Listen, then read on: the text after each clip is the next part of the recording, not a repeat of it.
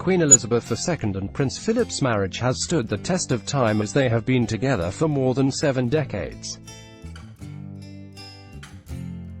Their love story seems to resemble a fairy tale, but things for the pair were quite difficult in the beginning as the royal family did not approve of their romance. Here's why the monarch's parents were appalled at the thought of her being with Philip. Prince Philip and Queen Elizabeth II. Tim Graham, Getty Images. Elizabeth and Philip are cousins and met when they were children. For anyone who has heard the rumblings that the Queen and her husband are related, that is true.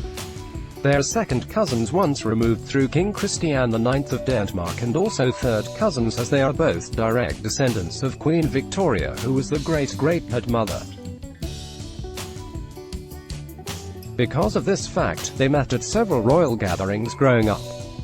They both attended the wedding of Philip's cousin, Princess Marina, and Elizabeth's uncle, Prince George, Duke of Kent, in 1934. At that time, Prince Philip was just 13 and then Princess Elizabeth was only 8. Philip was also at the coronation of Elizabeth's father, George VI, in 1937. They met a number of other times over the years and eventually began writing letters to each other. "We used to correspond occasionally," Philip recalled. "But if you're related, it isn't so extraordinary to be on kind of family relationship terms with somebody. You don't necessarily have to think about marriage. I suppose one thing led to another. I suppose I began to think about it seriously. Let me think now. When I got back in '46 and went to Balmoral, why Elizabeth II's parents didn't approve of their romance. Princess Elizabeth and Prince Philip wedding day, Keystone. Getty Images. The future Queen's parents, King George VI and the Queen Mother, were not pleased about Elizabeth's romance with Philip. Lady Pamela Hicks, the daughter of the Duke of Edinburgh's uncle Louis Mountbatten and the Queen's third cousin, spoke about why they did not approve of the relationship.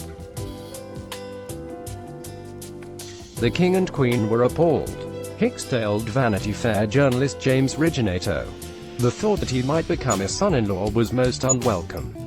Why wasn't she marrying some respectable English duke? Yes, he was a Prince of Greece and Denmark, but very suspect. Greece, they get rid of their royal families regularly. And he had no money. But nothing changed the daughter's mind, and Princess Elizabeth married Philip on November 20, 1947. They make their marriage work despite not living together anymore. Queen Elizabeth and Prince Philip. Ollie Scarf, Getty Images. Queen Elizabeth and Prince Philip have been married for more than 70 years, but they no longer live under the same roof. The Queen resides at Buckingham Palace while Philip calls a cottage on the Sandringham estate in Norfolk home. So how do they make their marriage work after all these years and living apart?